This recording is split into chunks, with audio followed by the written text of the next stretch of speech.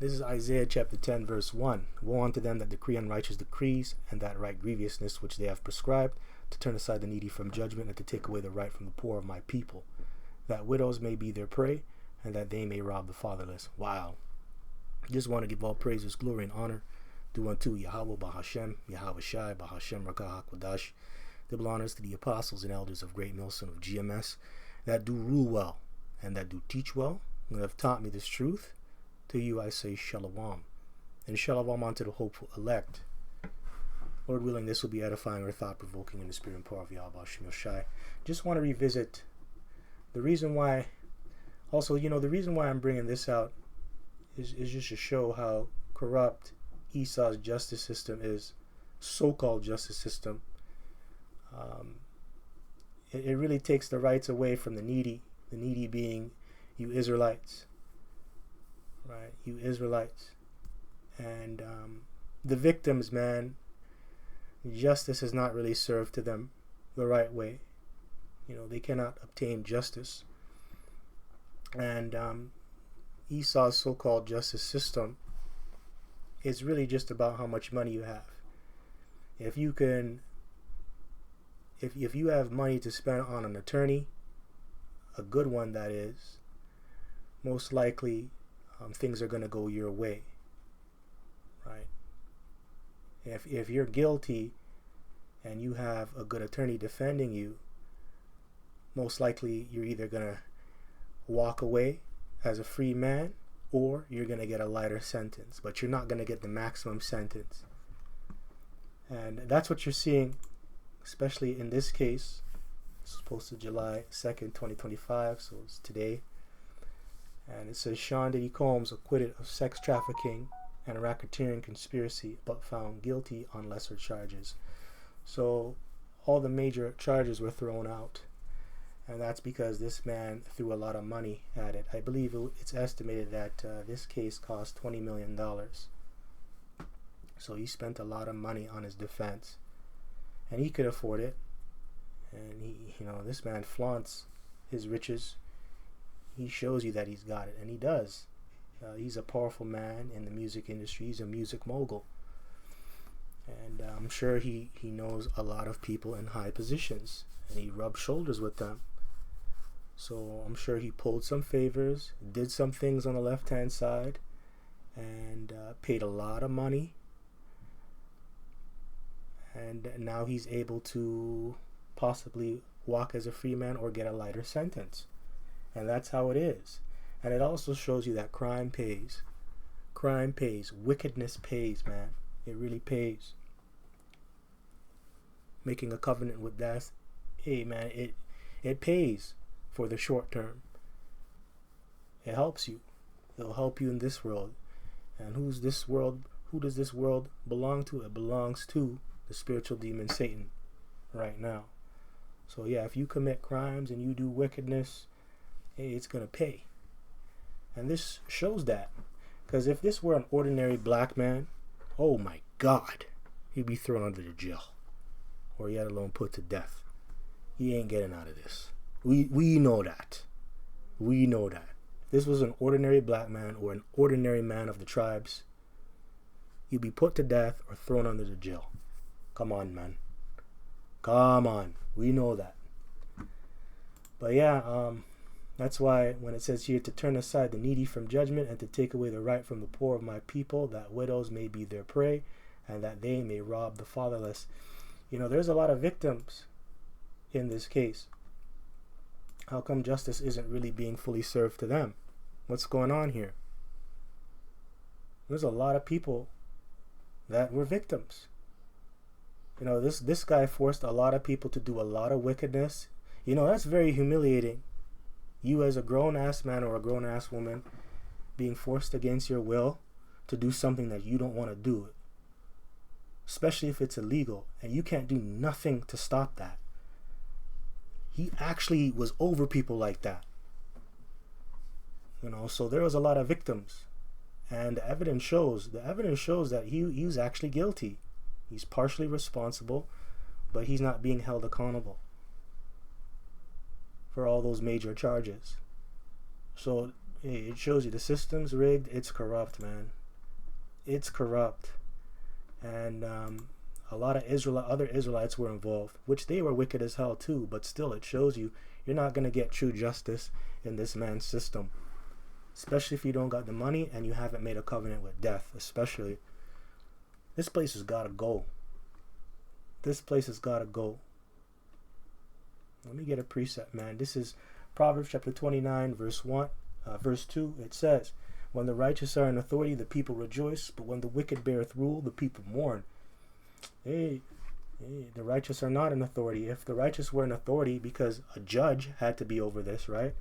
Probably a jury. I don't know if it was really a jury that was involved. I have to go back and look at that. I don't think a jury is going to be involved here. I don't know. But I know a judge was involved. Lawyers were involved. Police were involved. Right? So justice hasn't been served. So obviously, man, the righteous are not in authority because all the major charges were thrown out, even though the evidence was there. That's fucked up. Excuse my language, excuse my French. But it says, when the righteous are in authority, the people rejoice, but when the wicked beareth rule, the people mourn. And the wicked is ruling. They are in authority. And the people are mourning. Because what about the victims? Like I said, all the people that came out and spoke against this guy. Justice isn't being given to them. What's going on? So this place is wicked. And the wicked are ruling. You get another one. Job 9:24. And it says, the earth is given into the hand of the wicked. He covereth the faces of the judges thereof. If not, where and who is he? There you go. And that's why this world is wicked. Because the wicked is ruling. This just goes hand in hand with Proverbs 29:2. But yes, this earth is given into the hand of the wicked. And the wicked is working with the spiritual demon Satan. And he's ruling. He's ruling, right? He's ruling. He covered the faces of the judges thereof. If not, where and who is he? And we know who he is. We know who this guy is. I believe you can go into, I think it's in Thessalonians 2 and 3. I think it's 2 Thessalonians 2 and 3. Talks about the mystery of iniquity being revealed. We know who that is. That's Esau, Edom. The red man. You know what red stands for? Crime. That's why the blood shows forth through his skin. You so-called white people, the blood shows forth through your skin. That's why you turn pink. That's why you turn red when you blush or you get embarrassed or when you're under a lot of stress. That's to show who you are. You're the wicked. You're the man of sin. You're the man of crime. So you're ruling right now. You have taken over the whole earth. And it's showing. You know, this is your so-called justice system that you have set up. And we're seeing that it's corrupt. It's corrupt. But that's all a part of prophecy. This is supposed to happen. Right? The vision is yet for an appointed time, man. That's right. And the Lord said that this vision would come to pass about you being in power. Prophesied about it. And that the Israelites are going to be under the so-called white man for a period of time. So anyways, this is Psalms chapter 62 verse 10. Trust not in oppression and become not vain in robbery. Yeah, trust not in oppression. And that goes out to you Israelites. You're not supposed to trust in oppression. You're supposed to trust in freedom. You know, you trusting in oppression just simply means you trust in this system. You trust in this man's ways. That's why you're happy with a driver's license. You're happy with a passport. You're happy with a birth certificate. The Lord didn't give you those things to love on this earth. He just created you as you are, and you're supposed to roam free and be righteous. The Lord didn't give you passports. This devil did. He didn't give you the different degrees of sexual assault. There's sexual assault 1, sexual assault 2, sexual assault 3. Now the Lord didn't give you that. He just gave you a straight up law. If you commit adultery, you're gonna get put to death. You put your hands on another man's woman and you defile her, man, you get put to death, man. Give you sexual assault 1, sexual assault 2, sexual assault 3, manslaughter. Man, if you put someone to death, you have to be put to death. But you people, you like these laws, man. You like these laws. Because you trust in oppression. And it says, and become not vain in robbery. And it shows too, this guy trusts in oppression. Just saying. Because how do you think this deal was made? He had to do this. He had to make a deal with someone. He's probably under a gag order. He probably has to keep his mouth shut about certain things. So in order for him to get this deal, he had to make another deal with the devil. And that involved him giving up something. Who knows what that was? Now it says, and become not vain in robbery. Yeah, and this guy has become vain in robbery. You could see it. I'm sure he stole a lot of money too. He ripped a lot of people off. I'm sure he did. Probably cheated certain people out of success. Stepped on a lot of toes. Right? And definitely he rubbed shoulders with thieves. And he probably took people's lives too. For you to get into a position like that, you gotta body some people, man. You gotta work with killers and murderers. And clowns. So yeah, if you kill somebody or murder someone, and really murder somebody, not kill someone, murder somebody, you're robbing. Okay, you're a thief too. Now, it also says, if riches increase, set not your heart upon them. That's right. The more you increase, the more humble you're supposed to be. And this guy ain't humble.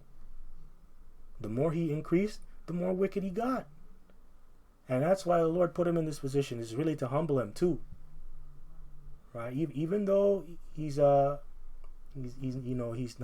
found guilty on the major charges, but he was still found guilty on the lesser charges. This is still humbling him. Right? But yeah, man, the more you increase, the more humble you're supposed to be. And you're not supposed to set your heart upon these carnal riches, because the Lord is the one who gave you them riches. I believe, what does the scripture say?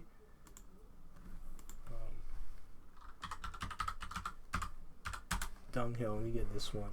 This is 1 Samuel chapter, I'm going to start at verse 6. So this is 1 Samuel chapter 2, verse 6. Yahweh killeth and maketh alive, he bringeth down to the grave and bringeth up. And Yahweh maketh poor and maketh rich. That's right. Okay, so the Lord, he maketh poor and he maketh rich. And yes, P. Diddy, the Lord made you rich on the left-hand side. He gave Satan the go-ahead to give you them riches. And also he gave you the talent to be successful. You not only have to sell your soul, you got to be talented. And them talents that the Lord gave you success. See, a lot of our people, man, they have received benefits, but they don't know who they received the benefits from. And you're not giving credit to Yahweh Bashim Yoshai. And there are a lot of Israelites like you out there that are doing that. Anyways, it says he bringeth low and lifteth up. He raiseth up the poor out of the dust. And hey, man, you came out of the mud. At a very young age, you lost your father because he was chopping it up in the streets. He was a street guy. Right? So you weren't living a comfy life when you were younger. That's a lot of pain you had to go through. So the Lord lifted you up. Right? The Lord lifted you up. Let me read that again. And bringeth up. Yeah, he brought you up. Just saying. Oh, I'm sorry. It says lifteth up. It's something different. This is talking about life and death. I meant to read here. He bringeth low and lifteth up. Salakia. Yeah, but he lifted you up. Because you came from a low place and now you're in a high place. Who's responsible for that? Heavenly Father and the Son. Verse 8. He raises up the poor out of the dust and lifteth up the beggar from the dunghill. So it's not a big deal, man. The Lord can make anybody rich and anybody poor. You can go from riches to rags and rags to riches, to set them among princes and to make them inherit the throne of glory. For the pillars of the earth are the Lord's, Yahweh, and he has set the world upon them. There you go. There you go. There you go. I'll read verse 9. He will keep the feet of the saints And the wicked shall be silent in darkness, for by strength shall no man prevail. That's right. And yeah, that's what it makes me think of. The saints of the Most High will take the kingdom. And that's why you shouldn't enjoy the pleasures of sin for a season. You should just stick it out and suffer. Because wickedness can only get you so far. Wickedness is really just a little Happy Meal that you get at McDonald's with a little cheap toy, a little bit of burgers and fries. Because that's all that you have, man, really. Right? Burgers and fries and a little toy. Right? Anyways, this is Isaiah chapter 30, verse 12. Wherefore, thus saith the Holy One of Yasha, because ye despised this word, and trusted oppression and perverseness, and stayed thereon. Therefore, this iniquity shall be to you as a breach ready to fall. And you know what this coincides with? I think that's Proverbs chapter 16, verse 18. Pride goeth before destruction, and a haughty spirit before fall. Now, somebody that trusts in oppression and perverseness is very proud and very haughty. And that's why that iniquity is going to hit you like a ton of bricks. It's going to fall on your head. Now, that iniquity is you being in the condition without having the law. And our people, they're proud about that, man. Man, look at how this guy was talking. Yeah, I have all these parties. You know, he was brought onto these shows, these talk shows, and he was talking about that. How he was locking people in rooms, and you know, my parties are so extravagant, and I do a lot of things there, a lot of wicked shit. This guy's proud of that, man. Proud of the iniquity. Like I said, P. Diddy's not the only Israelite that thinks that way or does stuff like that. A lot of our people are doing things like this. But yes, man, our people are proud about their iniquity. And that's why it's going to fall on your head. Swelling out in a high wall, whose breaking cometh suddenly at an instant. Yes, it's going to hit you when you least expect. Boom. That's how the Lord does it, man. Just hit you like boom. It's very swift, man. Boom. You know why? Because you're really a sacrifice. I'm going to say it like that, man. You don't let the sacrifice know when it's going to be killed. You're a sacrifice on the left-hand side. I'm just talking, man. But yeah, you don't kill an animal. You're not supposed to let the animal know that it's going to be put to death. You got to hit them or kill them when they can't see you. That's how you're supposed to do it. Anyways, man, I just be talking and rambling on. All right, but I'm done here. This is 2 Corinthians chapter 4, verse 17. For our light affliction, which is but for a moment, worketh for us a far more exceeding and eternal weight of glory. That's right. And what we're going through right now in this world, in this temporal evil world, is really a light affliction. A light affliction, especially for the righteous. It's only for a moment, but there's so much more to come.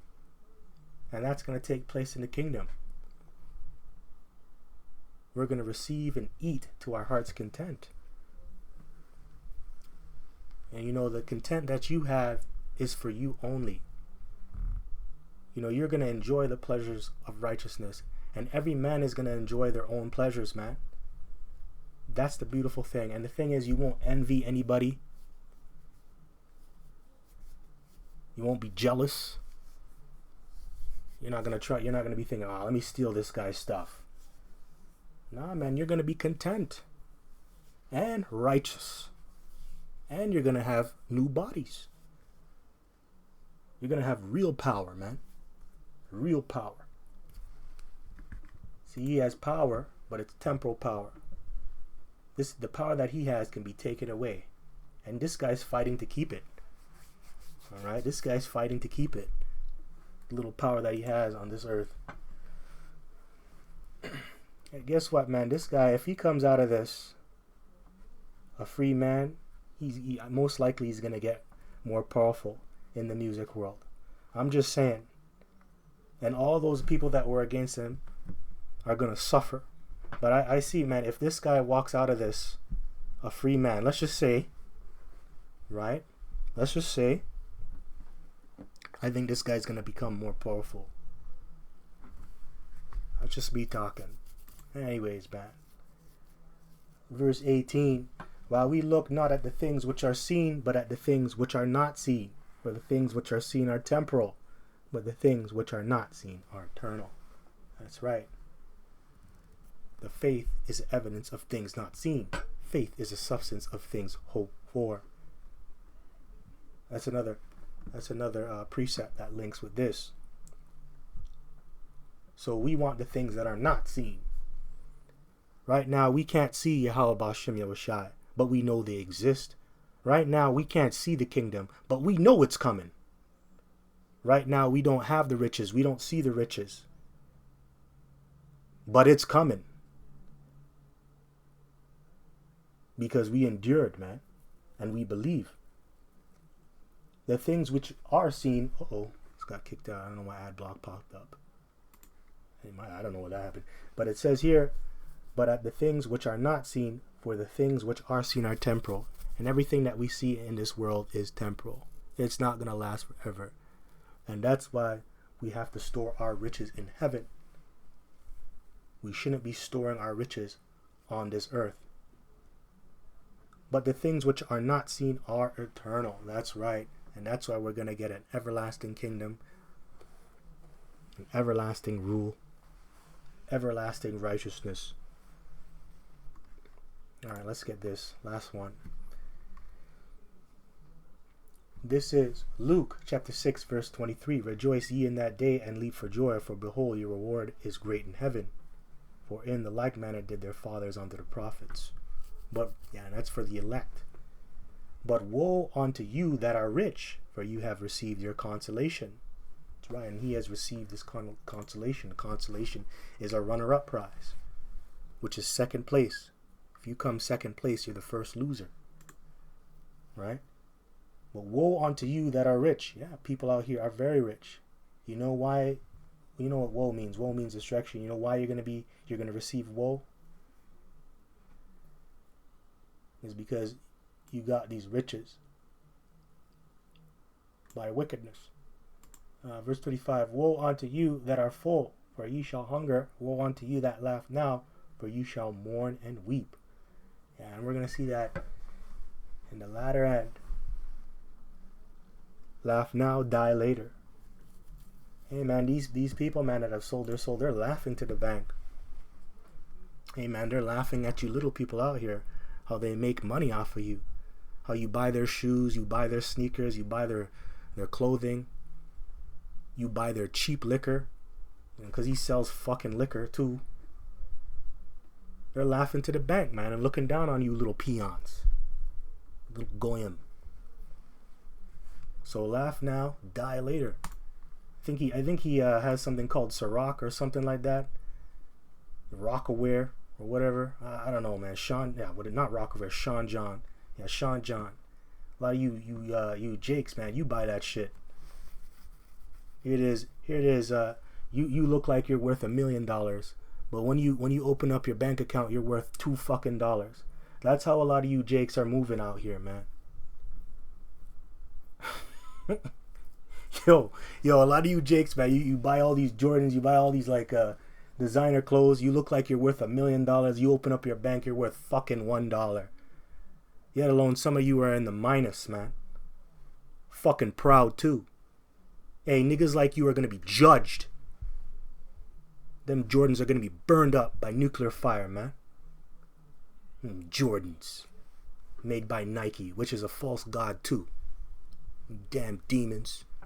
Yeah, man, but these celebrities, man, are laughing while going to the bank. That's it. Woe unto you that are full, for ye shall hunger. Woe unto you that laugh now, for ye shall mourn and weep. Yeah, because you know why? The famine of the word is coming. And you're going to be hungry when all hell breaks loose, because you're not going to have the word. Pursuant to Isaiah 33:6. Wisdom and knowledge shall be the stability of thy time and the strength of thy salvation. What is that? That's the word, man. Because who's in the word? Yahweh B'Shem Yahushai is. So you're going to be hungry in that day, spiritually and physically. Woe unto you that laugh now, for ye shall mourn and weep. That's right, you're going to cry like a bitch. Woe unto you when all men shall speak well of you, for so did their fathers to the false prophets. Damn! Isn't that what's happening? P. Diddy, people spoke well of him when he was in the world. He hosted all these fabulous parties. He's a music mogul, CEO, top exec, a boss, kingpin, a king, family man, right? He has a legacy, so people are talking nicely about him. But just remember, people spoke nicely about the false prophets, the ones who weren't giving you the truth, the ones who were wicked. And that's what this world is about. They accept people who are false prophets and who are very wicked. But they're not going to speak good about the ones that are teaching the true doctrine. They didn't speak good about Yahushua, even though he was the walking word in the flesh. He saved the whole nation. Nobody was talking nicely about him, yet alone the prophets that are underneath him and the people that are doing righteous things. All right, that's it. So with that, just want to give all praises, glory, and honor due unto Yahweh, Bahashem, Yahushai, Bahashem, Rakah HaKodash. Double honors to the apostles and elders of Great Millstone of GMS that do rule well and that do teach well, that have taught me this truth. To you I say shalom, and shalom unto the hopeful elect. Kwame Sha'ala and Abad Babal. Also, well, Shabbat's done. But yeah, until next time, shalom, man.